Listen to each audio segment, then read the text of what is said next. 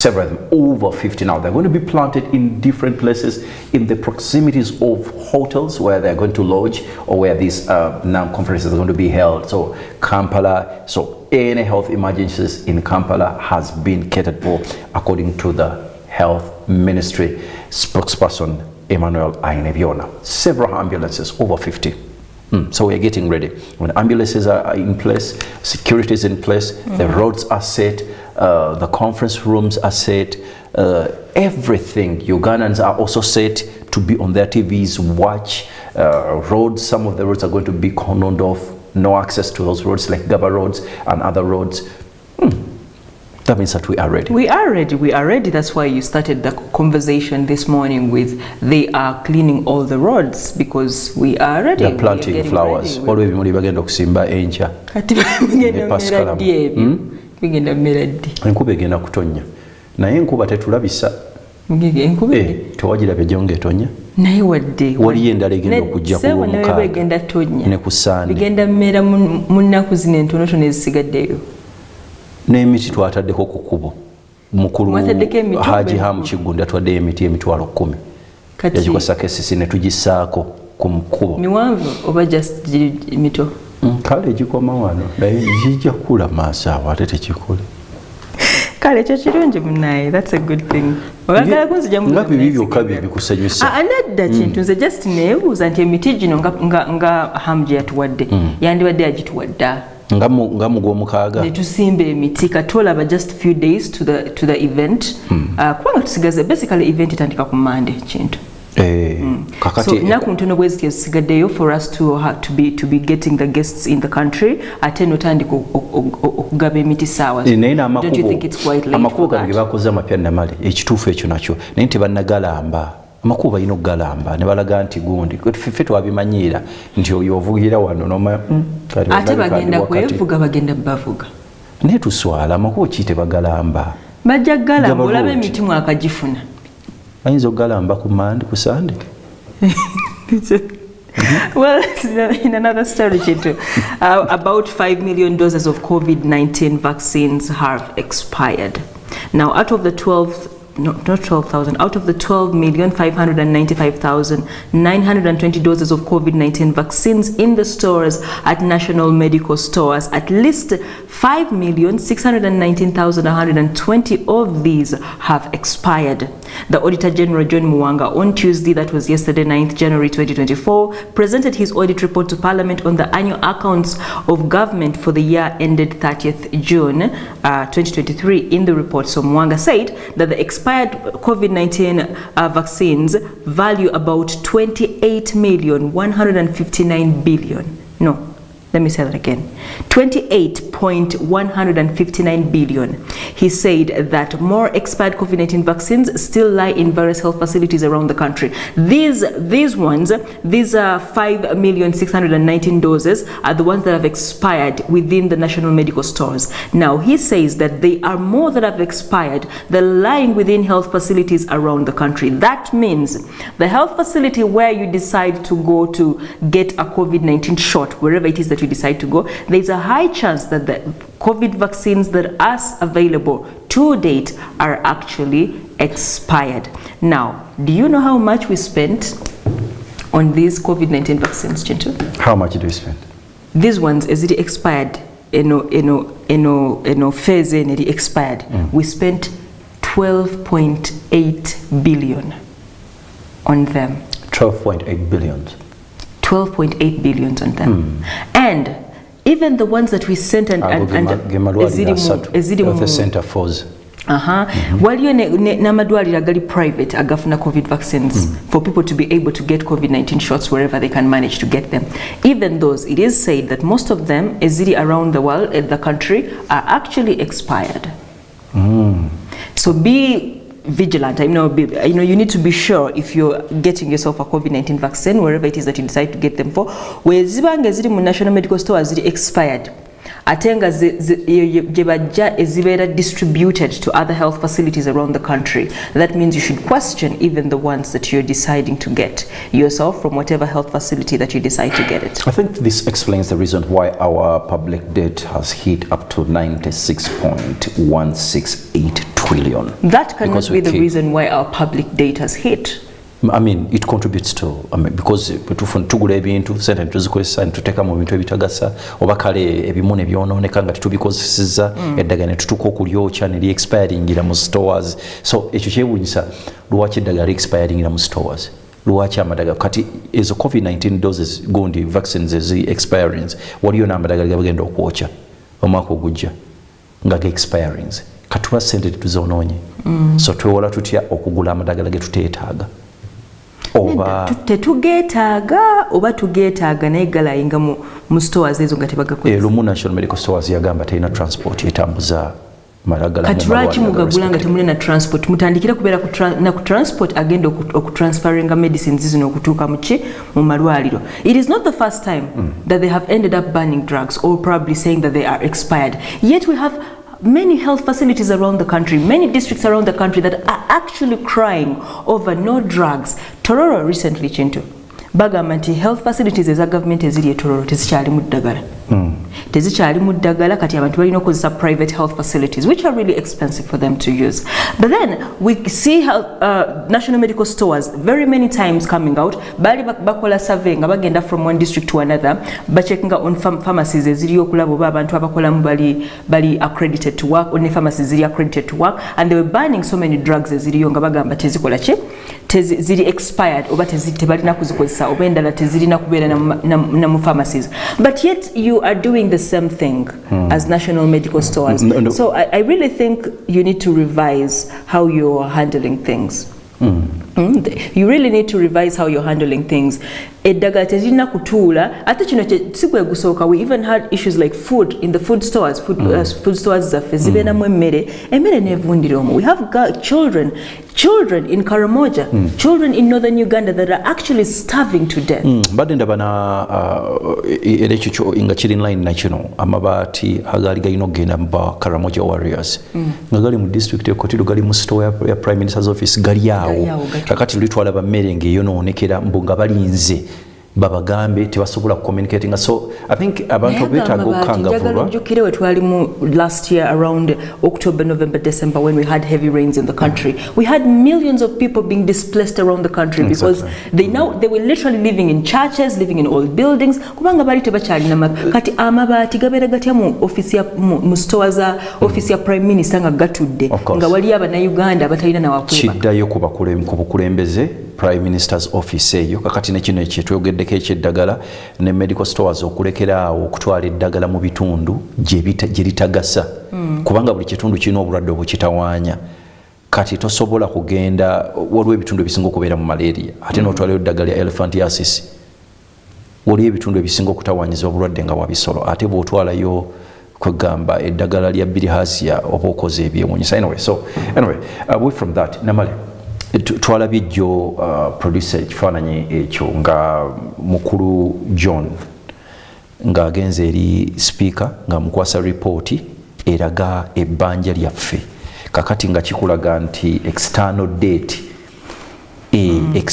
date ya Uganda eri ku trillioni 52 mu billioni 48 yenkanankana ne budget. External date ebbanja litubagibwa ebweru lyenkanankana ne budget y'omwaka 2024-2025 kakati kakitegeeza bw'ogatako lino public date gonna ng'ogagasse wamu eriri ku trillioni 96 ebya Uganda ate nze bagamba 96 sikkiriza na kukkiriza eryo ebbanja we are standing at 97. I insist we are standing at 97 kubanga as we're closing the year last year we got about 7 trillion worth of loans in a space of 7 days.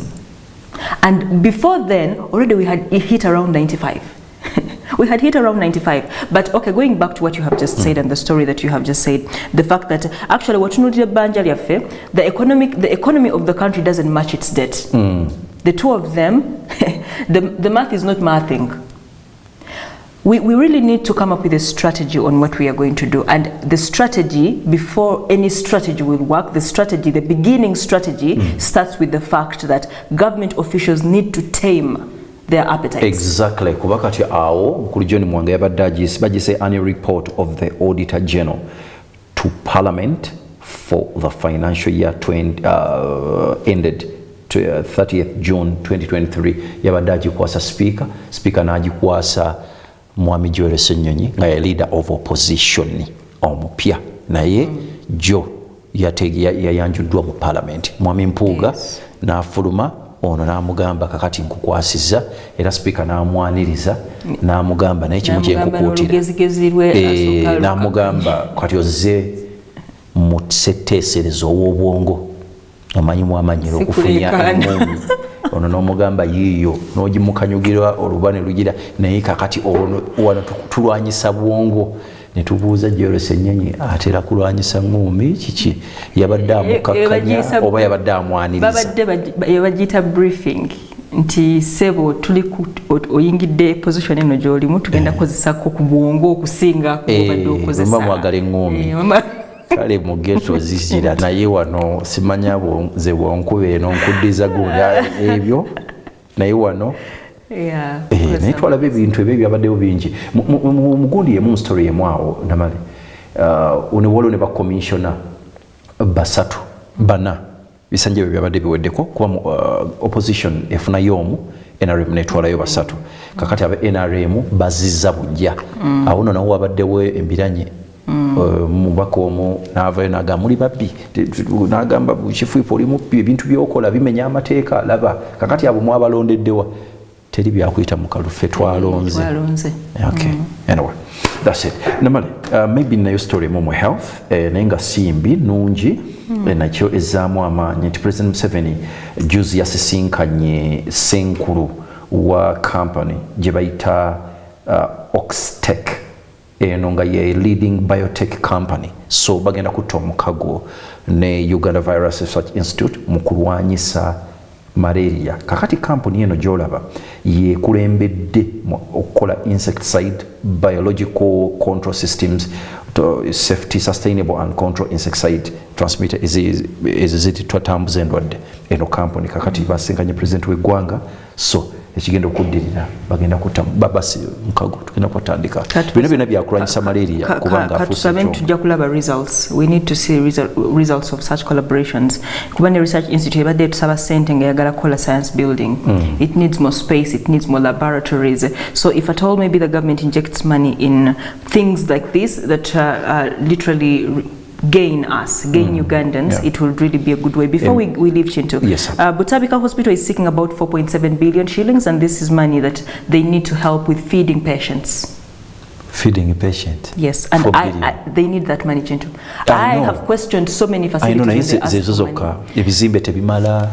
Just kuchemmere chokubanga already abantu abalina obukosofu ku mutwe balina okulya kubanga how will they even live if they're not feeding? Anyway, let's first look into this story. Yes, so Butabika is looking for 4.7 billion shillings, and this money is to help it feed its overwhelming number of patients.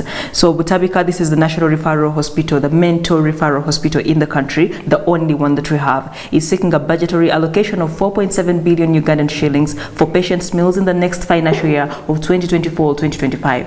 Appearing before the Parliamentary Committee on Health, that was yesterday, January 9th, 2024, to present its budget framework paper for the next financial year, the hospital's executive director asked Parliament to increase its budget for meals to at least 4.7 billion shillings against the 2.439 billion that has been availed in the last financial year. According to the director also, this is Dr. Juliet Naku, 313,000 patients are fed annually on an average of 6,170 shillings, which includes breakfast, lunch and dinner as well. However, she said the ideal cost for feeding each patient should at least be 15,000 per meal. The current inpatient number, he says, is averaging to 12,000 daily on admissions against the bed capacity, which is standing at 550. Let me say that again. Dr. Naku said 313 patients are fed annually, but on an average, they take in about 1,200 admissions daily, and yet they have only 550 beds. How many admissions on the daily? Admissions daily are 1,200. Sinamali. Buli lunaku abantu bafunye admissions abagala obukosefu ku mutwe. ogiwulidde bayingiza 1,000 buli lunaku bayinza okuba tebabayingiza bonna naye be bagamba nti balina okukola ki okujja naye nga that means they are failing to take in a big number of people kubanga tebalina busobozi bubayingiza naawe okwebaka tebalinaawo tebalina wakwebaka tebalina mmere so they fail to be able to facilitate 3 meals daily for the patients. Kitegeeza nti Butabika efuna abantu abafunye obukosefu ku mutwe abasaba okujja 3 buli mwezi. Thank you. Njagala kimanye nga ye National Referral Mental Hospital yokka gye tulina mu ggwanga. This has not been the first time that we have discussed the fact that Butabika Hospital is overwhelmed, but I think when we say the hospital is overwhelmed, they don't get it. Kitegeeza they don't get how bad it is. Abantu abafuna okutabuka mutwe ofuna ekikizibu ku mutwe abakonkona ku miryango gye Butabika bali 36,000. Yes sir. And it gets worse than that. Yagamba according ku number eyo webale kola calculations awo nozifuna about bana bayingira 20% of them bayingira on terms of alcohol, 40% of them come in terms of both alcohol and drugs. Wanji 20% of them abafuna admissions ezo nyingi nga wozibaze bajja nga balina buzibu because of alcohol consumption. But 40% of them, of these admissions that come because of both alcohol and drugs. Kachino kinnyonnyola ebibala ebigamba nti Uganda mu Africa eri mu nsi ezikulembedde 5 mu balujuuju abasinga okunywa omwenge. So ekyo kyokka mu nsi yonna era n'abalwadde b'emitwe. Kati kisinga okutwala abantu e Butabika kunywa mwenge kwe kuleeta omutwe kuno okutandika okutabuka n'okukozesa ebiragalalagala nkwakyo njaga. The sound of the word nkwacho makes me laugh. Anyway, awe tuyimiridde saawa zino, so I really hope nga government ekyalowooza ku allocating a sente ez'okugula executive curtains and executive chairs for RDC's office nga mukyalowooza okugulira ba president ne vice president motoka empya byebintu si bibi, but let's try to prioritize things that are actually really demanding. Dr. Oli eyambulire Makerere nga bamuyitaani mwirabidde erinnya Nyanzi. Yafuna obumbe otali bumativu yagenda. Tugambye 36,000 buli mwaka be batabuka omutwe as 1,200 admissions eddwaliro lyefuna buli lunaku. Kati omuntu aba ayagala okulaga obutali bumativu bwe ng'awulira ensi eno mutami akola ki? Endo funi passport. Tuulaawo 7 eggwanga lyammwe mwe mulonda tuulaawo sebo sho tugikole fenna tugende gimaliriza. Kasita mu bano toliimu. Okyalina they call it, you still have the capability. Njagala weyambula enguye entandikidde. Top stories. Top stories.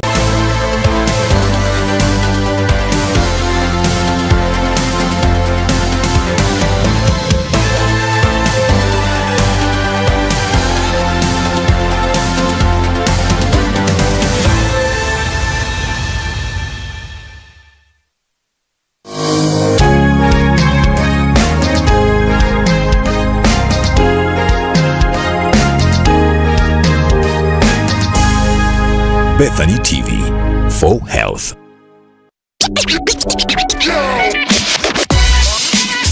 Exciting news for all viewers of Bethany TV. Bethany TV, the premier health TV channel in Uganda and Africa, and also your favorite TV station, is now on Star Times. You can now watch Bethany TV day and night, weekdays and weekends on Star Times, channel 271. Catch your favorite programs on health, wellness, entertainment, and so much more. Bethany TV is also available on free-to-air, GoTV, YoTV, Airtel TV, and Afro mobile apps. Not forgetting online via our website www.bethanytv.ug and social media platforms at Bethany TV UG. Bethany TV for health. Introducing Disney Junior and Daycare Center, a school that will guarantee your child excellent education. The school has professional and competent teachers who will take good care of your child. Disney Junior and Daycare Center at Natete has conducive and comfortable environment for your child. The dine is just right for your child, and transportation is well catered for. They have vans and qualified drivers. Look nowhere for your children's education. Bring them to Disney Junior and Daycare Center at Natete. Disney Junior and Daycare Center for a firm foundation. Child health and well-being, the foundation for a bright and promising future. Join us for exciting episodes aimed at optimizing our children's physical, mental, and emotional health with our team of experts, including pediatricians, nutritionists, and child psychologists, every Wednesday at 8 p.m. on Bethany TV. Bethany TV, for health. Showing on Bethany TV. Have you gone through a dire health situation where people imagined you could never come back from? Or do you know of any person who overcame a life-draining situation? Inspirational stories, motivational journeys, predicament after predicament. Winnie Babazi dives deep into their roller coaster experiences, but most importantly, how they overcame. Don't miss Be Hopeful, featuring medical experts advisory on every experience.